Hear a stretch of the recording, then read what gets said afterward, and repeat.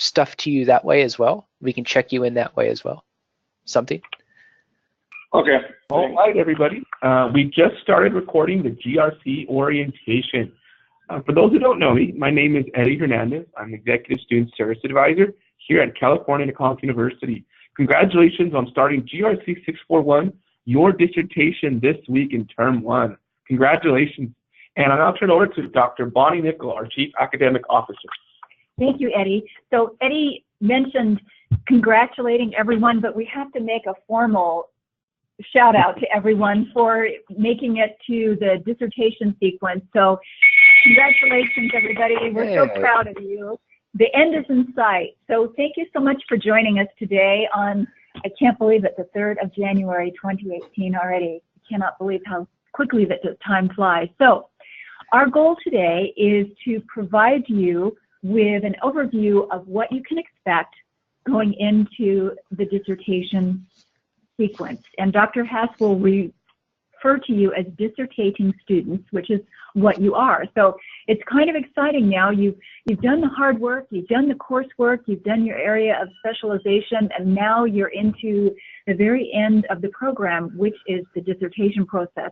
What you're going to find during our orientation today is that the dissertation sequence is very different than some of the coursework that you have been used to within your doctoral program so far. And so what we want to do today is to give you an idea of what you can expect, what the different courses are, how they're aligned to the specific chapters within a dissertation, and just make you feel a little bit more comfortable about what's coming next, share with you some of the support systems and mechanisms that you have, and really start to get you thinking about what your research proposal will be.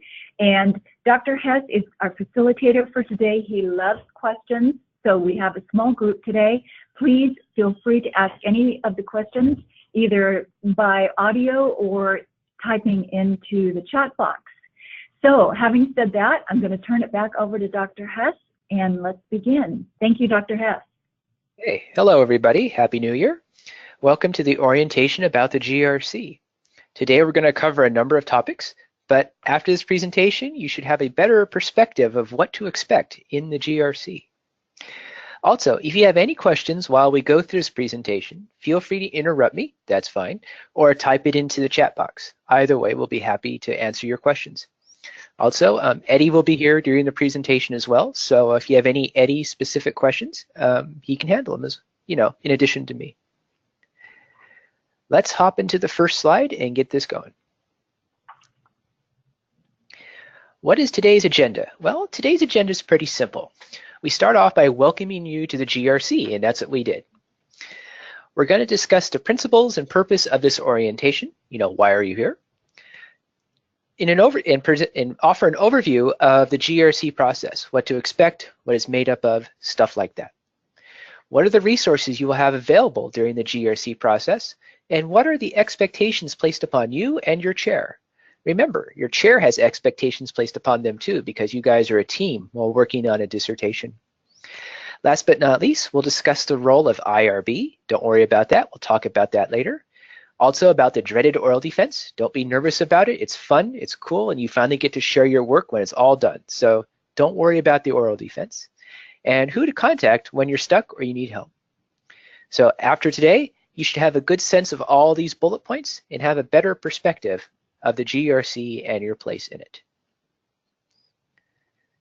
Okay, let's hop in the next slide. Please remember, you can interrupt me at any time. I don't mind. Or you can type into the chat box, either way. So why are we here? Well, we're here, you know, for a very simple reason. We're here to learn about the GRC process, its courses, and what are its expectations. In a nutshell, the GRC is just a sequence of steps or courses helping you create an IRB-approved study and its implementation. And the payoff for surviving the GRC is a completed, defensible, and panel-approved dissertation and one of your graduation requirements. So if you understand these three things, at least in outline, you know why we're here today. Okay, next slide. Feel free to interrupt me anytime. I don't mind. So being a member of the GRC process is, basically you're a student, you're working on your dissertation and other things. But what is the vision that guides your experience while you're a dissertating student? Well, there's a whole bunch of things that will guide your experience while working in the GRC and on your dissertation. But on this slide, I've listed the big ones, the ones that really do matter. As a GRC student, the school wants to see you integrate your existing skill sets, educational experience, projects, and research efforts into something you care about. Whatever topic you research, whatever problem you dig into to try to solve, we want you to build upon previous existing skills, your educational experience, projects, and anything else to make it a successful research effort. We also hope that you bring more than one perspective to your dissertation. Remember, every problem that gets research has more than one side. Just like a coin has two sides, every problem has two sides or more sides. Make sure you realize that, yeah, when I do my research project, I'm going to have to bring more than one perspective to my study. And I have to somehow integrate all these perspectives into something coherent. As I said in the previous 2 points, we want you to build upon previous professional and academic successes. If you can build success upon success, you'll do great. Just like everything in life. You try to stack up your successes to build your big tower and turn into something amazing. We also hope that you develop writing and communication skills because these are important. Writing skills and that's the line not to botch for this. Developing writing skills and communication skills is key for sharing your study, its methods, and its results. If you can write about it and communicate about it, you'll be able to present your study to anybody. Eddie, we just had somebody fall off the line, so you know. Yes, I think we had Mitchell Whitmire actually just joined us. Okay. Also, we're going to have you collect primary data. This is data you have to go out and collect. This is what gives you the D in DBA, really, when you get down to it. Unlike a master's student who can just sit there and analyze pre-existing data, a doctoral student is charged with the responsibility of going out and collecting their own data from people and from sources and compiling their own data set. So you will develop skills on collecting and analyzing primary data, stuff that you've collected for your study. And most importantly, I want you to have a research project that really matters to you. You really have to have passion about your project because you're going to be spending a year with it, writing over 100 pages, reading tons of papers about it, researching it, talking to people about it. It will be your guiding light for roughly 1 year and many, many, many hours of writing. So make sure you truly love what you're going to research and somehow it can benefit your academic and professional life. If you can do that, that passion will carry you through and make the dissertation much more meaningful to you. Are there any questions yet, or am I wearing people out during the middle of the week? Are you guys okay? Not okay? Well, I just have one quick question. This, what you're sharing with us, can we have access to it after the presentation, or I don't know if I take notes on some of these points? Oh yeah, Eddie will send you the slides and the recording. Okay, that's good. That's all I wanted to ask. Thanks. Cool, no problem. Okay, I think there was another question somewhere. I heard somebody else speaking too. No, I was just going to give you some feedback. This is Mitch Whitmire. No, I'm following along fine. I know he's looking for a little bit of feedback, but everything's good so far. Okay, thank you. Yeah, feel free to ask questions as we go along, guys. Okay. Okay, people seem happy so far. Let's try the next slide. Hey, Dr. Hess, just one more quick thing here. On the primary data, the collection of primary data. Yes. So it doesn't matter what topics that you choose on your dissertation, you must have to go out in the field to collect primary data for that? Yes, via something like a survey or interviews or panels or focus groups. Somehow you have to go out and collect novel data from people for your study. Okay. This is Ebony. I have a quick question. Sure. So depending on what type of study you choose, where it may be a qualitative, quantitative, that will determine your target audience, or as far as like an interview, sample size, or what have you. Is that correct? Partially, yes. The type of data you want to collect will help you determine who to go talk to, your participants, but also the topic. You have to make sure that the people you approach for information and for data and for interviews or whatever match what your study wants to actually investigate. For example, if I wanted to investigate like banking regulation, I wouldn't go out to Dunkin' Donuts and try to talk to chefs on how to make the best donut. I'd make sure I talk to the right people. Okay, got it. Okay, thank you. Okay, those two things together will usually get you the right group of people.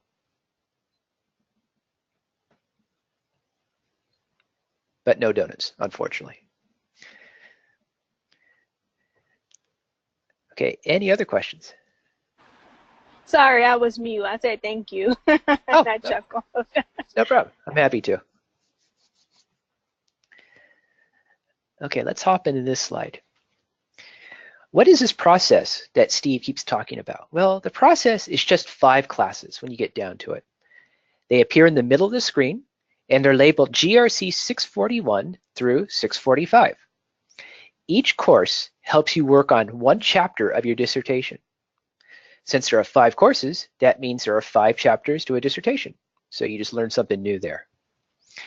We start the process in 641, where you work on chapter 1.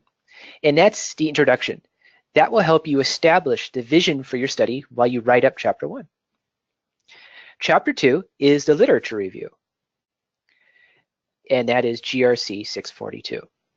And in 643, you work on chapter 3, also known as the methodology or design of the study.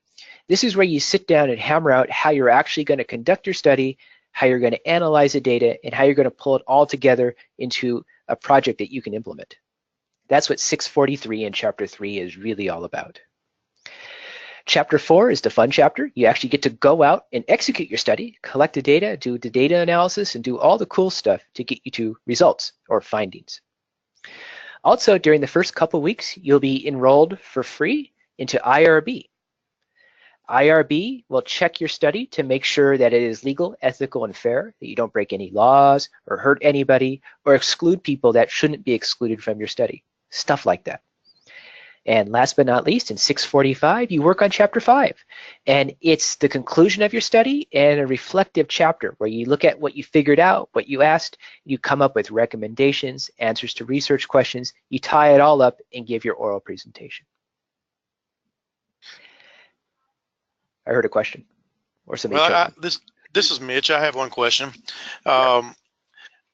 In looking at chapter 1 and then chapter 2, you know, I'm a victim of my own research at times and trying to understand exactly what I'm supposed to be doing with the online class and so forth. But, you know, in looking at chapter 1, I know we got to do a problem statement, or and there's a couple other things for chapter 1, but and then we go into chapter 2 doing our literature review. And having a sister who just got her PhD here a year or so ago, so I've kind of leaned on my younger sister, but writing the problem statement and the purpose and so forth, are we backwards on the literature review? Well, it depends on your style of research. Some students like to hammer out the problem and topic they're going to explore because a lot of them have professional experience with the problem they're going to dig into. So they're already somewhat familiar and they don't depend so much on the literature review. Or you can be the opposite, which is common as well, is that you try to tackle a topic that's somewhat disjoint from your life.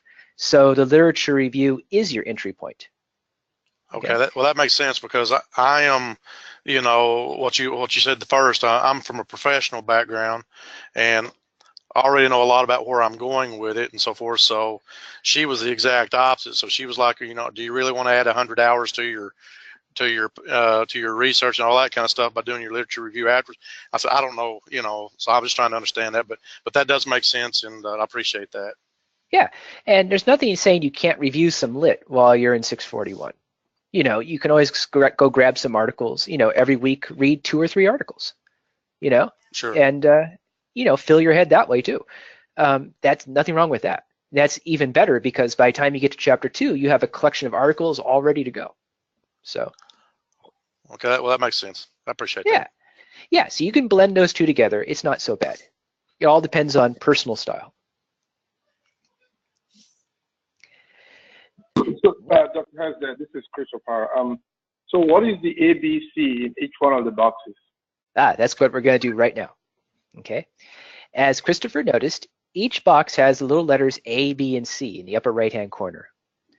As you well know, each course at CalU is about 6 weeks in duration. You know, when you took management 635 or whatever, you had 6 weeks. Okay, the same thing is true in the GRC. Each course is 6 weeks long, but you're allowed to repeat it 2 times after taking it.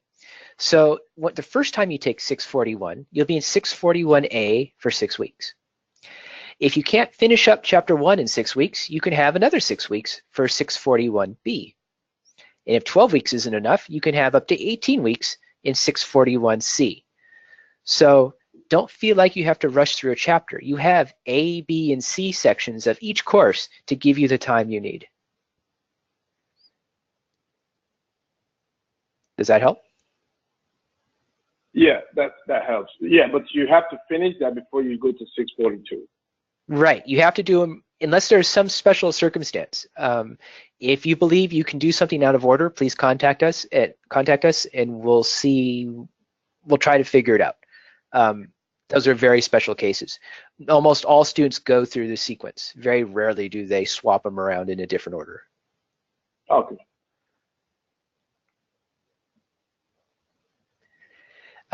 This means that you get 18 weeks per chapter if you want it. You can have it in a block of 6 weeks, a block of 12 weeks, or a block of 18 weeks, depending on if you take A, B, and C.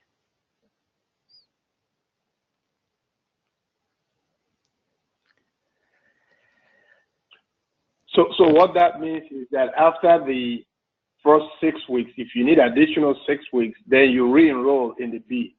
Right, exactly. Correct? Right. Okay. Your advisor will help you with that. You know how your advisor enrolls you every term? Right. They'll do the same thing here. They'll help you in A. They'll help you through B and C. So.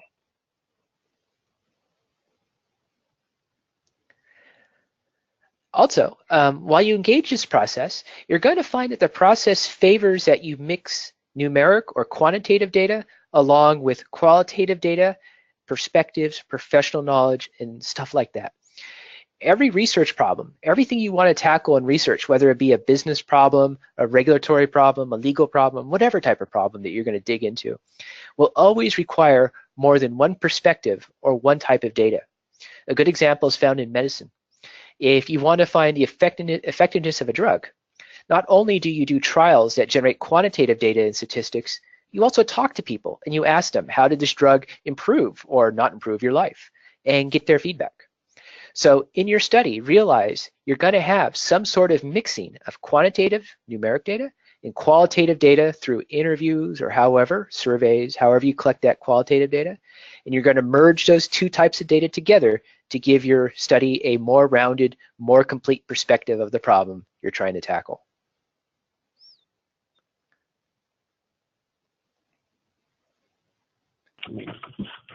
Doc, just one on the next slide? Yeah. Okay. I think Eddie just ran into the room. Okay. What should you expect to see in each room? Well, you're going to see a normal classroom with books and stuff, but these are the people you're going to see. In 641, it's going to be you, the candidate, your peers, other fellow dissertating people, and your chair. And you're going to find out in 641 and 642 and in 643, it's going to be your fellow students, you and your chair. But in 644, you have your fellow students, you, the chair, and the IRB panel, which is actually a panel of 5 individuals. And these 5 individuals will take about a week or so to judge your paper as legal, ethical, and fair. Once you get their approval, they kind of vanish from the classroom because you don't need them anymore, and you're allowed to go conduct your study. And when you get to chapter 5 in 645, it's you, your fellow classmates, and your chair, of course, and the oral examination panel members. These are 2 individuals that will grill you a little bit while you give your oral presentation. They're usually in your field. They want to know something about something that you figured out. They want to know about it. And they'll ask you some questions after your presentation to see that you can think on your feet and present your paper. So will the chair be the same person throughout each one of these, or does it change per class? It depends. If you have a particular chair in mind that you want to stick with through the process, notify your advisor, and we'll see if that person is available and allowed to teach the GRC sequence. Okay. Okay. The reason I ask that is with our template, in GRC 641, I think on the very first page or something, we got to put our chair's name on there, or I think in some instances I've seen, Dr. Harris, I've seen your name on some of the documentation. So I was just kind of curious about, that sort of thing. Yeah, if you have a chair that you have in mind, you say, oh, I want to have this person for my chair. Ask your advisor. Otherwise, they'll assign you to a chair in 641. And you'll find that in 642, most people will have Sally. Yeah, have you met Dr. Sally Lozada from the Writing Center? Sound familiar? I've talked to Dr. Lozada on the Writing Center. Yes, I have. Right. She does 642. She does chapter 2 because she's one of the best writers around. She's actually a heck of a good writer. So we place her in 642. So no matter who you had in 641, there's a good chance you'll have Sally in 42. 43, 44, 45, you can request, or we'll assign you to somebody, depending, which way you want to go. And you can have a number of people. I teach 643 often. Lamont teaches 643. Dr. Nigel Basta teaches 643. There's a mixture of available teachers after that point. So if you have a particular person in mind, ask, and we'll see what we can do. If you don't ask, we'll assign you, and you'll always have a chair no matter what. I'm pretty flexible, so that's pretty good. Okay. Okay, are there any other questions on this slide? I do have a question in regards to the IRB review. So okay. I know I read on the, I can't remember what it's called, the dissertation manual, and it mentioned that you could go back to complete more information, or it could just, your topic can be discontinued or resolved. I can't remember exactly what it said verbatim, but since that process is towards the end, in the event that your topic or your research is pretty much you have to go back and do something else, do you have to start back over, or what's that process? Very rare. It's extremely rare that IRB will have you start over. Okay? What they will tend to do is say, let's say you included minors in your study, people under 18. Okay? What they might ask is something like, hey, you can't have kids participating in your study. They're legally protected. So please revise your chapter 3, your methodology a little bit, such that you don't have to involve minors in your study. Or you can't involve certain protected groups of people that can be taken advantage of just by conducting a study with them involved. Something small like that. That's 99% of the time when there's a change, it's something like that. It doesn't require the entire paper to be restructured or changed or have you go back to 641 or anything like that. Okay, that makes sense. But one rule, if IRB detects that you broke the law or had an ethical violation, they can suspend your paper, put everything on hold, check through everything to make sure nothing went wrong, no one got hurt, and so forth. There's a checklist they go through. And if everything comes out okay, you can continue on with a warning. If something goes wrong, that's handled on a case-by-case basis. Okay. So they're kind of like the gatekeeper of right and wrong in a weird way. Okay, that makes sense. And so since we'll have a chair that will be, in our courses, we will utilize them quite a bit too to help us just to kind of make sure that we're on the right path. Right, exactly. You set up some sort of lifeline with them, whether it's email, Skype, using the discussion forums, however you and the chair can communicate best. Establish that and use it.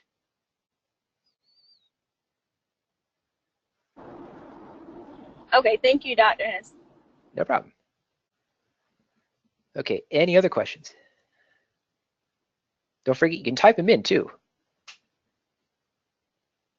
So, Dr. Hess, this is Chris. So for each one of these, 641, 642, for you to go from 641 to 642, your chair has to pass or fail you before you move to the next one. Is that how it works? Right. The chair will evaluate your work and issue a grade, a mark. And if that mark allows you to progress to the next class, you can. If the mark says you have some revisions to work on, you got to work on the revisions. Okay, and that's when you go to the B. Right, exactly. Okay. Okay. Now the IRB panel, what is that? Is that a part of the staff members, or what are they? That's a later slide. Okay. We're a little ahead there. Okay, we jumped a little bit ahead, but yeah, that is a later slide. We'll cover that.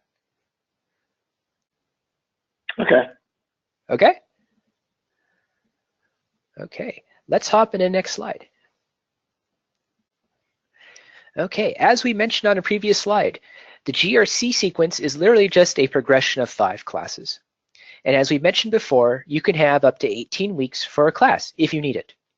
This little arrow diagram just basically illustrates what we mentioned before.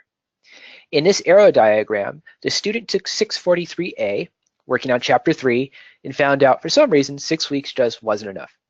So they signed up for 643B for a total of 12 weeks, and for some reason, you know, life kicked in, their job got busy, whatever. 12 weeks just wasn't enough, so they were able to finish it off in C for a total of 18 weeks before moving on to 644A. Now, people ask about tuition in A, B, and C. Eddie can answer that for you much better than I can. So, Eddie, it's your turn. Yeah, Eddie. so extension fees. Oh, can everybody hear me? I can. Oh, okay, perfect. Yeah, there is extension fee. So the B and the C courses is an extension fee. It's a fraction of the tuition cost. You do not pay full tuition for the B and C courses as well. Currently, I believe it's $700 per extension fee, so it's not the full tuition cost. Now that does vary depending on your current tuition rate and scholarships applied as well. So when you ever do have an extension fee, you can reach out to your advisor, to like myself and David Rodriguez, to confirm the extension fee price based on your enrollment agreement as well. But another note is that if you are in the D section, which Dr. Hess will talk a little bit more about, the D section is the full extension of the full tuition payment. And Dr. Hess, Right. the next slide will tell us more about that. Okay, so A is full tuition, and B and C are the discounted tuition, the cheaper price. Yes. Okay, cool. I wish I had that when I was in grad school. They just charged me the flat rate each time. Okay, since we chatted about A, B, and C, let's hop in the next slide and learn about D and E. Okay, sometimes life will catch up with you. You may lose a job, or you have to move, or you have to get used to a new job, or you may need a second job because your car caught fire and finally died, like that happened to me in grad school.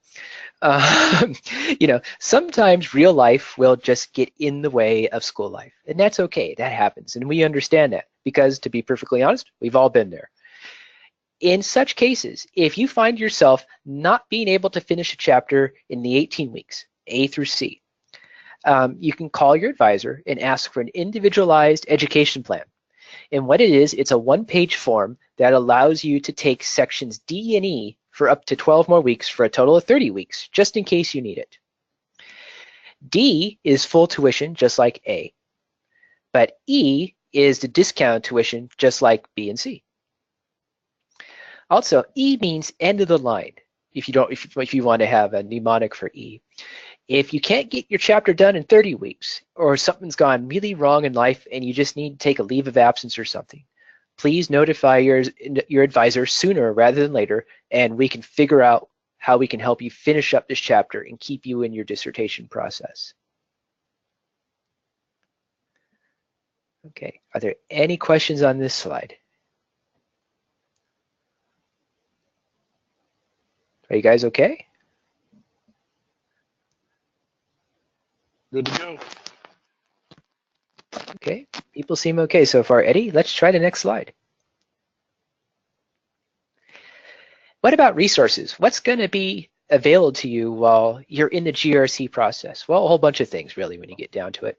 But the most important thing is your chair.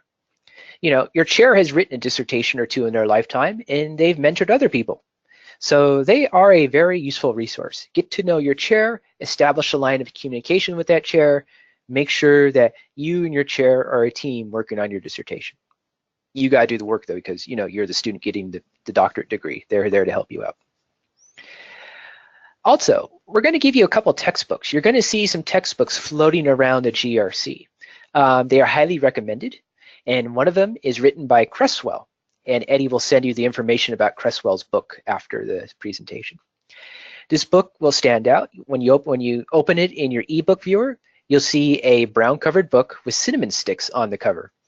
Once you see that book, remember this conversation and say, yeah, Steve told me to pay attention to this book because, well, when I get down to it, it's the most important book a dissertation student could possibly own.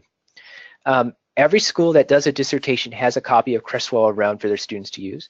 I've had 3 copies and they've all been stolen. That's how popular it is. It is a wonderful book, and that book will help you with chapter 1. It'll help you establish the vision for your study, and will give you so much it's unbelievable that how much can fit in that little book. So when you see Cresswell's book, realize, hey, that's the one to pay attention to.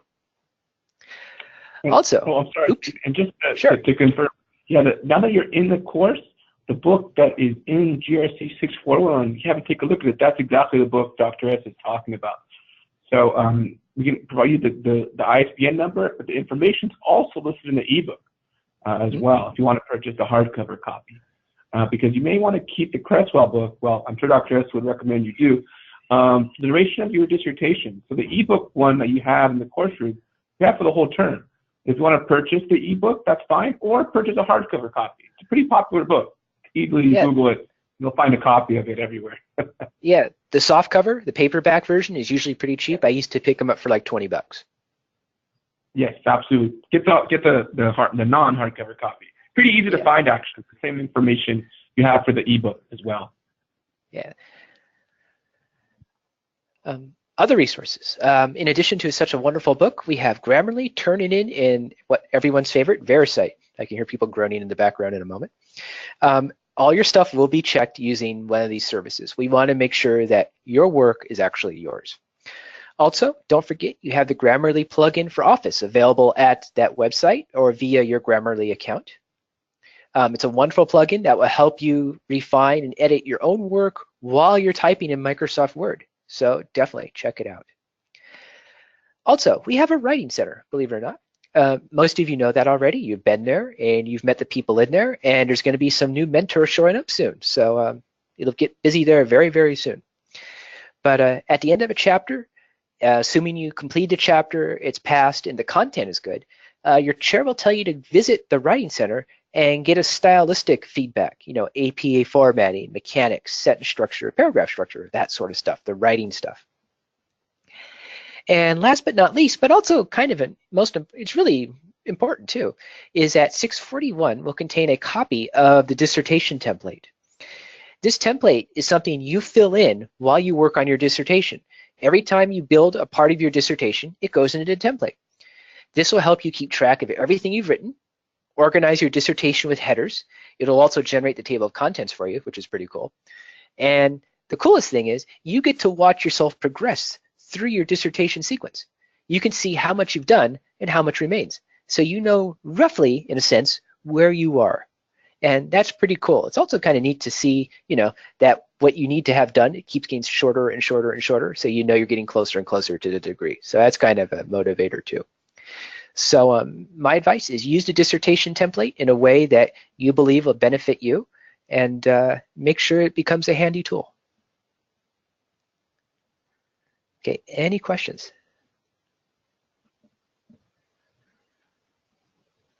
Yeah, everyone's really quiet. I either killed them off or they're bored to death. I'm not sure. You're doing great. Okay. Good info. Okay, not dead yet. Okay, good. I haven't done my job. Okay, okay, next slide. Okay, what are the expectations? Okay, well, even though Dr. Nichols said the GRC is very different, there are some similarities with your other classes. In particular, you'll find that each GRC is really a collection of discussion questions and writing goals, which is sort of like your previous courses. The discussion questions are there to help you think about writing your dissertation and getting you to think about, hey, maybe I should do it like this instead of that, things like that. So my advice is use the discussion questions as a place where you can kind of think about what you're writing about or what you want to study, and talk to your chair, talk to other students, ask questions, make it pay off for you. You can bring up any topic you want as long as it's somewhat related to your dissertation in the discussion questions. You can ask generic questions, general questions, dissertation questions, writing questions, whatever. Use the discussion question forms to your benefit. And also, when other people ask and share answers and questions, look at what they're asking. You know, you might get an answer to your own question by looking at other people's questions. Who knows? Also, we have writing goals. Just like a class where everything is due every week, you know, remember that deadline on Sunday midnight, you know, you're up late trying to write that paper. The GRC has writing goals as well, but they're not due every Sunday night. Every week, you'll be handed a writing goal, and the writing goal will have you produce some piece of your chapter, whatever that might be. But it's due when you're ready to have it reviewed. So if it only takes you 4 days to write up a particular goal, you can turn it in early. If it takes you 2 weeks to write a particular goal, you can turn it in after the 2 weeks. They're not due every Sunday night like you're used to. So since we're all adult learners, we're all grown-ups, we're all responsible for education, you know, we all know what we're doing. We know our schedules, we know our working styles, we know when we can write and when we can turn stuff in. And that means when we turn stuff in, when we submit our writing goals, it's when it's ready to be reviewed on our schedule. So don't think of writing goals being due every weekend. They're due when you want them to be reviewed. And that's good. That means you're taking responsibility for your study, your education, and producing something you're proud of instead of rushing to meet a deadline. In order to pass a course, you have to get passes on all the writing goals appearing in that course. So if there are 6 writing goals in the course, you have to get pass marks on all 6 to finish up that course. Okay, are there any questions on this? Especially on timing or something, anything?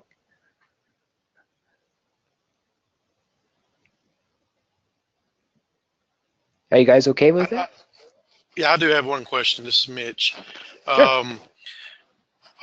Is it like a CCA exam where it's like a 3 pass and then you're out type thing, or is it? I mean, I don't plan on getting 3 redos, but if something happens. Like, the number of times you can turn in a writing goal.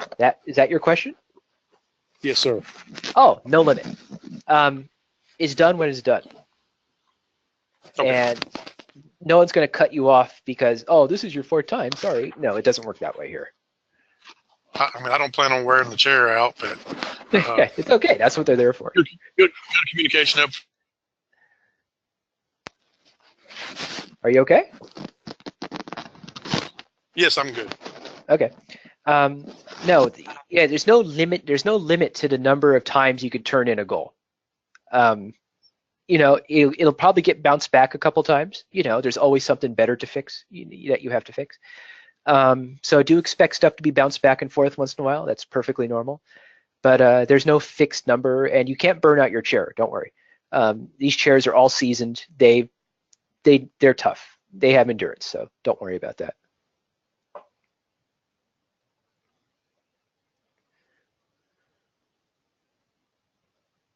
Okay, let's try next slide. We'll generate some more questions. Okay, other expectations of the course. Well, most of them you're already familiar with, like the attendance policy. My advice is to show up every week and participate in discussion questions. Ask questions, get help, whatever you need. Work on writing goals and revise on whatever written stuff you got graded and needs revision. Don't be afraid to revise. But try to check in every week in the discussion forum. It's good for attendance, and it'll keep Eddie and Dave from calling you saying show up for class. So, let's do that. Chairs are expected to show up at least twice a week, but they usually show up much more than that. They usually show up 4 to 5 times a week to field questions, evaluate submissions, and provide guidance. Candidates and chairs should strive to meet the writing goals. whether it's weekly or not is really up to you and your chair. That's up to you. But as the paper gets longer, you need to realize that the turnaround time also will get longer. During chapter 1, this teacher only has to evaluate maybe a dozen pages. So it's not so bad. The turnaround time can be pretty short. But as the dissertation grows, as it breaks the 50-page barrier, the 70-page barrier, the 100-page barrier, it's much more difficult to evaluate. It's much just harder to do and requires more time because, we're reading a book each time it gets submitted. So expect a little longer return time as you progress through the dissertation. And sometimes for a lengthy dissertation, it can take 7 to 10 days depending upon the complexity and the content of the dissertation. So just be aware of that. Dr. Hess? Sure. For the turnaround time, now for 7 to 10 days, is that the full dissertation or the completed dissertation, or is it the goal? Because per week we have certain goals, and so I just want to get a little clarity. In general, you'll find that the turnaround time tends to grow around chapter 3. Okay, you'll find that the turnaround time in chapters 1 and 2 is pretty much what you've learned to expect from other classes. Maybe 1 day extra, just in case. But in chapter 3, in 643, it becomes a much more difficult document to evaluate because you're not only evaluating content, you're also evaluating the design and how it's going to be implemented on top of it. So my honest opinion is to expect a little longer wait in 643. Also, that applies to 644 because you're writing up your data, you're trying to express numerical data. There's a lot for your chair to give you feedback on. And in 645, the turnaround time tends to be a little bit better because most of the problems have been fixed by that point, and you become a better writer because you've had experience. The turnaround time is still a little lengthy, but it's usually improved during 645. Does that help? Yes, that helps. Thank you. Yeah, it's a little generic, sorry, but that's how it goes. No, it helps. It helps. Okay. Okay, let's generate a few more questions with the next 2 blocks here. Academic honesty policy. I'll be honest with you, everything is scanned. Just like your coursework, we will scan your dissertation who knows how many times to make sure that your dissertation is truly your work. This is important for you, for I, and for the school. It's important for you because when you leave the school as a doctor, you want to hold up your dissertation and say, hey, look what I did, be proud of it, and actually know it's your work. Okay, that will help people trust you, that will help you get your foot into the door in the community, and will help you advance your life and career. Being trustworthy is worth a lot nowadays. It's good for the school because we know all of our students have achieved and demonstrated their own achievement. And for me, it's kind of cool just to see students finally finish up their degree and produce something really neat, worthwhile reading, and I know is theirs. That's pretty cool from the dean perspective. So I'll throw that in as well. But make sure that your work is yours and we're good. And most importantly, I really hope that you take the time to get to know your chair or chairs, set up communications with them via Skype, via email, via GoToMeeting, stuff like this, whatever. Whatever you two can hammer out and use for communications that work for both of you, please do so. A chair is a wonderful resource, and don't waste it. Okay, are there any questions on this slide? I do have a quick question, kind of going back to the goals. So you mentioned that you have to receive a pass for each goal, or it's six goals, so you have to receive a pass. So if we don't receive a pass, maybe for the last goal, and we can't move on to GRC, the second one, and do we go to part B? And we just automatically roll into part B? Yeah, you'll go into the next letter. Let's say if you didn't finish up A, like 1 or 2 of your goals are not passed or incompleted or something like that, they just didn't get done for some reason, you'll automatically get rolled into the next letter of your GRC. So if you're in A, you'll get put into B. If you're in B, you'll get rolled into C. Okay, got it. Okay, that makes sense. Yeah, and Dave and Eddie will help you with that. Okay. And are those 6-week schedules rigid?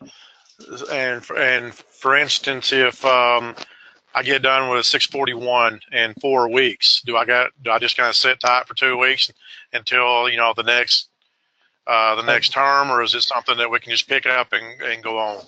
Okay, I'll give you two answers. Okay, I'll give you three. The first answer is this: very rarely does anyone finish 641 in 4 weeks. Unless you don't have a job and you dissertate 24 hours a day, 7 days a week. 4 weeks is going to be tough, okay? Sure. So keep that in mind. But if you take a GRC class and you find yourself with slack time at the end, somehow you have 2 weeks or whatever, okay? You can get a copy of the dissertation manual, and that contains all the goals for the next course. So you can start drafting those while you're in a previous GRC. So if you're, let's say, in 642B and you just finally finish your lit review, you're like, yay, I'm done, but I still have 3 weeks. You can crack open the dissertation manual and see the stuff you got to write up for 643 and start working on it. There's no dead time per se.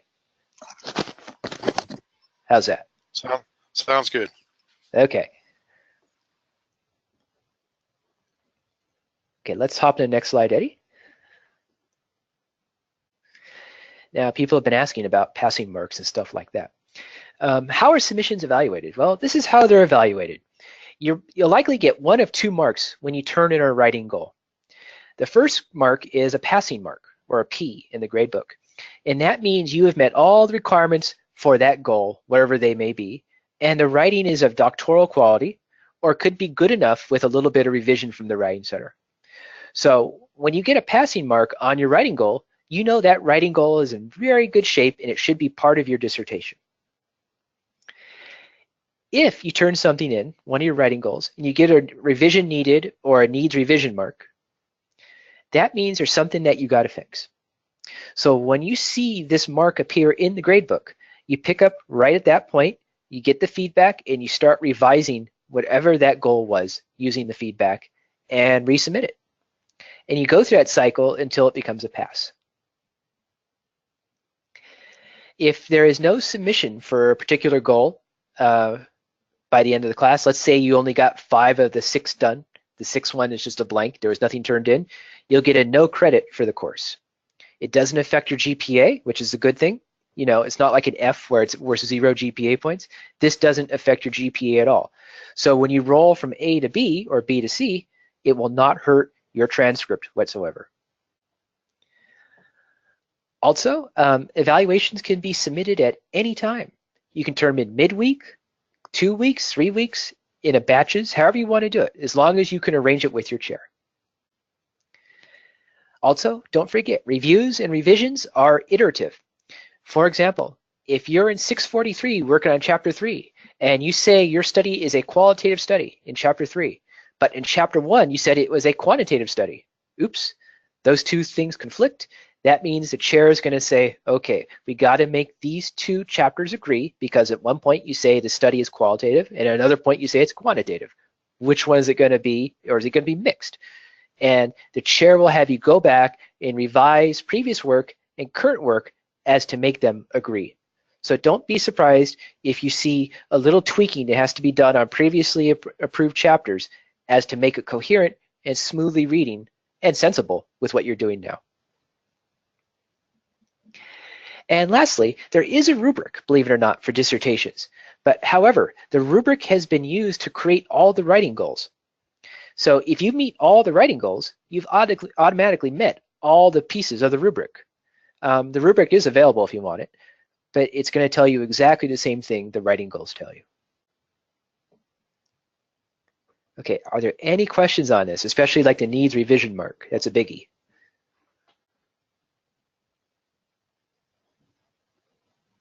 Are you guys okay with this? Yes, I'm good with it. Because I know the needs revisions mark, that's typically when you would go to the Writing Center to get more help, or make revisions and then submit to Writing Center to get more help, if I'm not mistaken. Right, it depends on the feedback.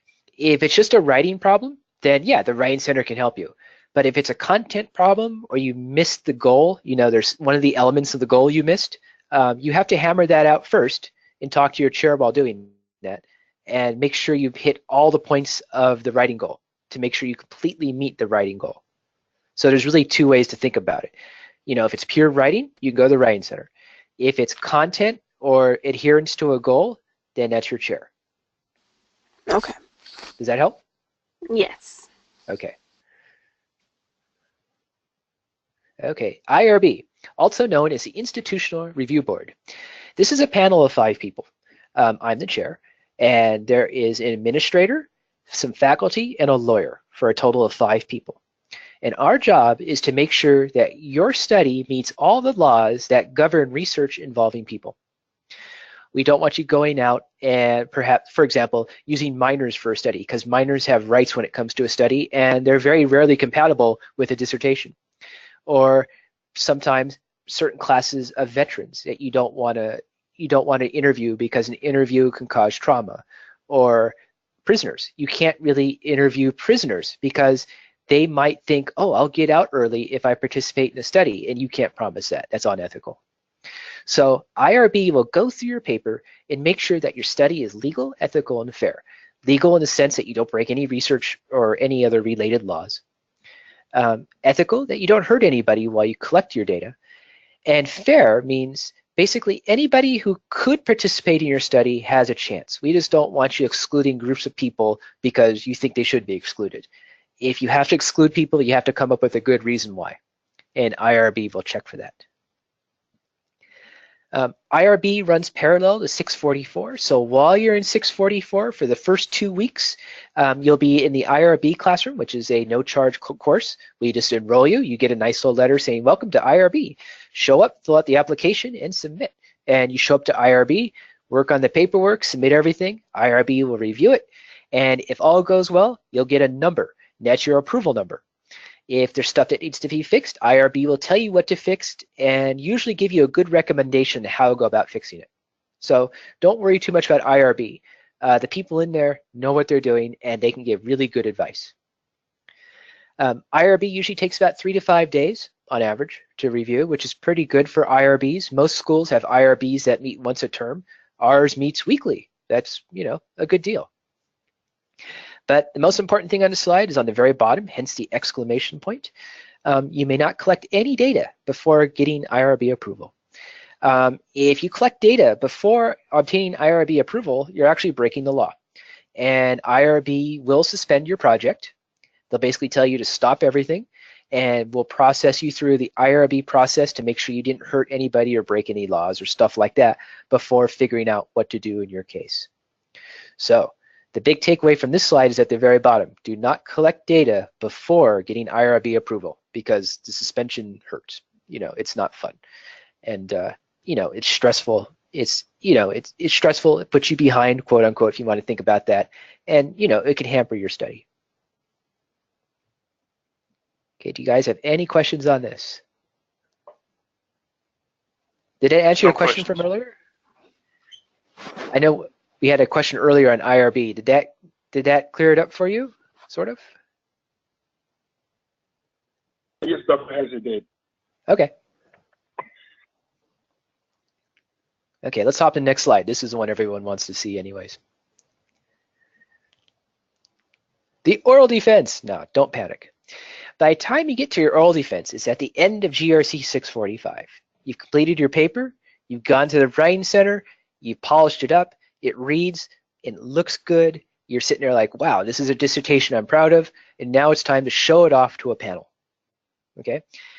Everyone shows up for the oral defense. You, your chair, and your 2 panel members all show up in a little thing like this, like a GoToMeeting or an AnyMeeting presentation, something like this online.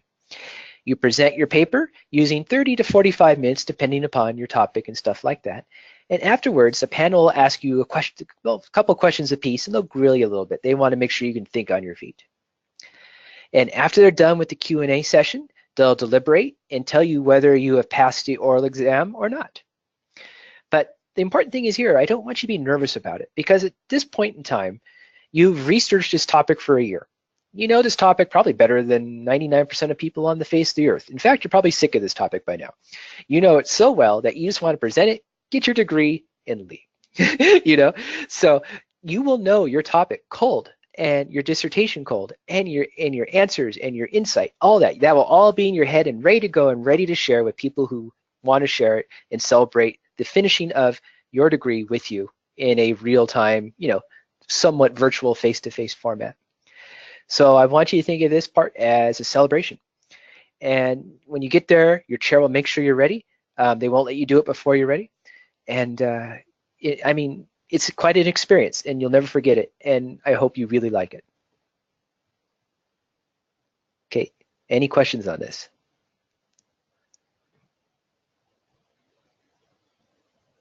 Wow, okay. Okay, let's try next slide. And if you get stuck, who can you talk to? Well, you can talk to anybody, but these people can help you the most. In the middle, you'll see. I have a yes, question. Sure. I'm sorry, I was on mute and I couldn't. No problem. Cut that What's up? on. But for the oral presentation, how is that conducted? It's conducted through any meeting, which is just like GoToMeeting. You produce your slides, you produce your talk, you show up, we all meet in this little virtual room like this, and we listen to your presentation. And then we grill you afterwards. Okay, thank you. It's kind of a strong word, right, Dr. No, it's fun. No. It's a rite of passage. Your panel will ask you about 2 or 3 questions apiece to make sure you really understand your study, why you chose a particular design. Basically making sure you understand why you did what you did during your research. So Dr. Hayes, the presentation is more like in a PowerPoint format? Yes, it's a PowerPoint format like you see something like on this screen, however you want to present it using PowerPoint. And you speak, you go through the slides, and you present it just like you would at a symposium or whatever. Okay. And you send that to your chair prior to the meeting? Most likely, yes. Usually a chair will ask to see your slides before you go give your presentation, just to give you some advice, feedback, stuff like spell check. You may want to check this slide, things like that. Good general advice to make sure that you have a successful presentation. Is there, I guess, in the resource library where we have kind of a sample of what that looks like? Technically, no, because everyone's presentation is a little different because everyone has different topics and different presentation styles. But if you would like someone to look over a slide deck that you've made, your chair will be happy to look at it. I'll be happy to check it out and give you some advice. It's literally the presentation, the design, the delivery. That's up to you. Okay, yeah, that's what I was trying to get to, whether there was some sort of specific format that they're expecting you to be, but you're saying no, it's up to you how you want to design it. Correct. Everyone wants to deliver their own message in their own way, and there's really no template that allows for that. So the slides are very freeform. Okay, that's all. My question really was more on that, whether there's a specific format that they are looking for, but your answer is no. No. Free format, okay. Now, your presentation needs to reflect you, your study, in the best light possible. In whatever format that is, that's the right format. Okay. Thank you. No problem. Dr. Hess? Hey. I have one more question regarding this. So 45 minutes is the maximum time during the PowerPoint presentation? You want to aim for somewhere between 30 and 45. If you go a little bit over, that's okay. Okay. But you don't want to drone on for like 3 hours and kill your panel. Right, okay. So.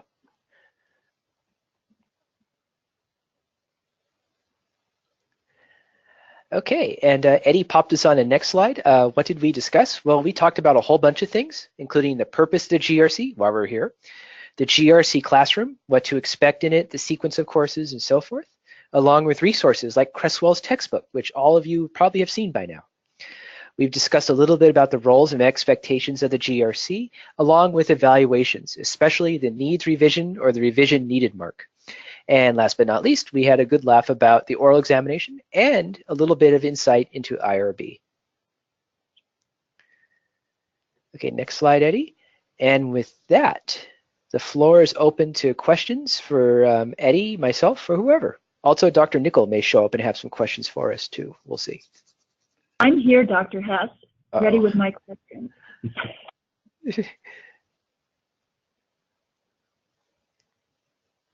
Dr. Nickel is my boss, so.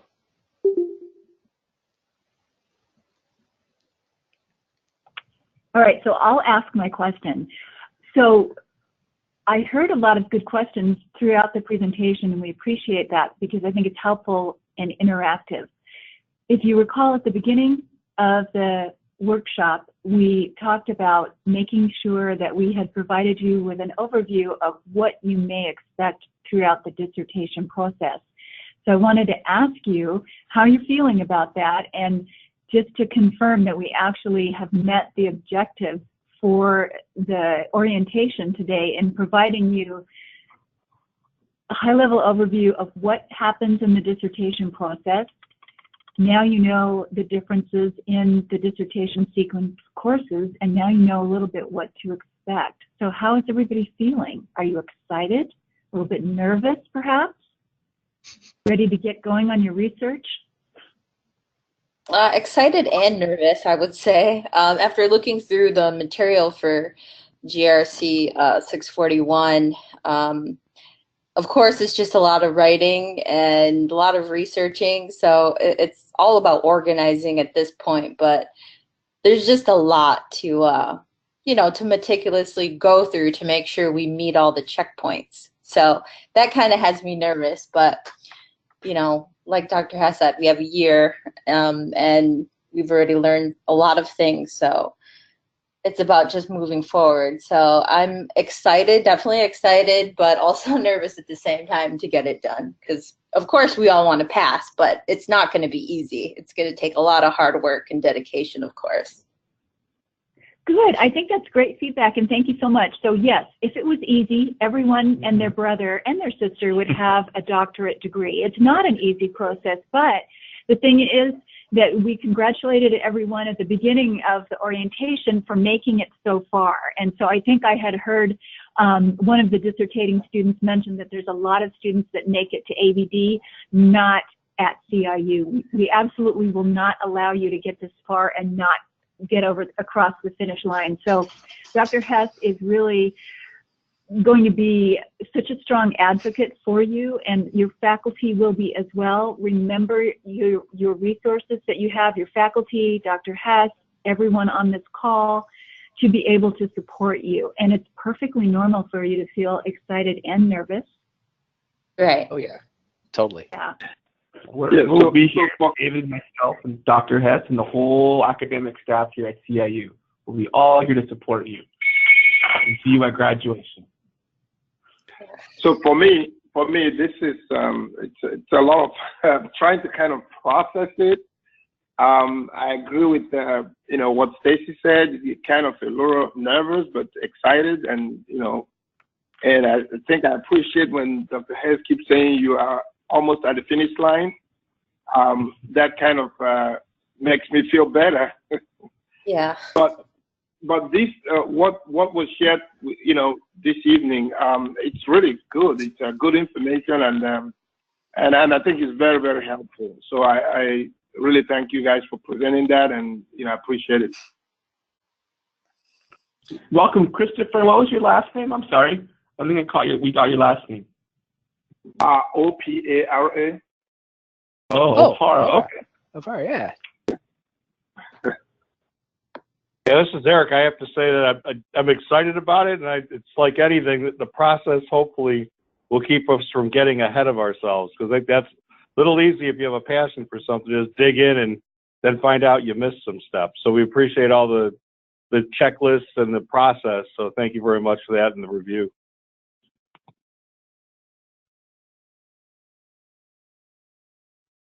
All right. Well, Dr. S, I think we're a little bit past time. We do have time for maybe one more question. And Dr. Nickel had to go to an appointment, but I want to congratulate everybody again for joining us and reaching this incredible point. I'll be emailing you the recording of the PowerPoint soon. Take a little while to convert, probably by tomorrow. But I hope everybody enjoyed our presentation. Maybe, Dr. Anthony, you have time for one more question before I wrap it up here in the conference room? Sure. If there's no question, I have one last thing to say. It's up to the people. There's three things I want you to know before you leave. Whatever topic you choose, make sure you love it.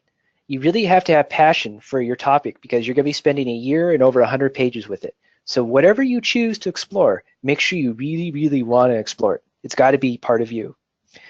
The second thing is clearly articulate the problem you're researching within the topic. Don't confuse the two. Okay, make sure they're two distinct entities and that the problem lives within the topic that you're researching.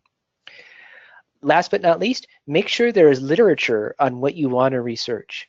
If you go to the library and no matter how hard you work to go find papers related to your topic and you don't find any, there's a possibility that your topic may not be researchable or you're the very first person there. In both cases, that's a difficult path, but it's a path that can be done. But if you go to the library and find a whole bunch of papers around or somewhat related to your topic, rest assured that your topic is researchable and there's an audience ready for it. So keep those three things in mind, and I think they'll serve you quite well this early on. Oh, and then one question, Doctor, I'm sorry, Ebony, I don't know if we asked this question for you. I know in the chat box you said, what's the average time frame a student completes their dissertation? Dr. Smith, you can give an average probably than I would based on what you see are. In general, you should expect, on average, if you just do the statistics, okay, an extension for 643 and probably for 644. So my statistical inference is somewhere between 6, 7, or 8 terms on average. Does that help? Yep, exactly what I was going to say. I know that in the format it said 5 terms. That's really the earliest. Realistically, on average, Dr. S and I agree. Not about those many terms, a couple of extension courses. So one thing I would say just to everybody here is that extension courses are not meant to some students as a failure. A dissertation take time. You're going to be earning a doctorate, within a year. A dissertation, sometimes it takes a couple years. But the format we have has that, so that won't happen.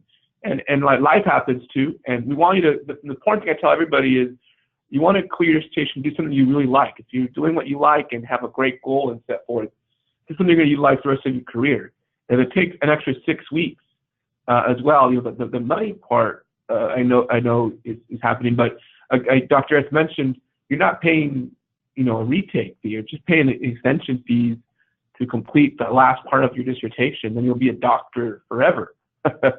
So keep that in mind. If you need extension courses as well, we're all here to help you. We want you to at the end of the day, we're not passing the class. You're not just trying to fast forward to the end. We want you to get this experience and earn a doctorate you're going to be proud of and able to utilize in your career. Maybe use it, maybe have it published and so forth. So keep that in mind. This is like the crowning achievement of your academic department. So it's better to do it right than just try and skip any steps. And that can be a little stressful, but we're here and want you to go on that right path. So, and right. Whether myself or David, we're always here to help you. And Dr. Hess. Yep. If you ever need me, you can find me, or you can get to David and Eddie, and they'll get to me to get me to you. Either way.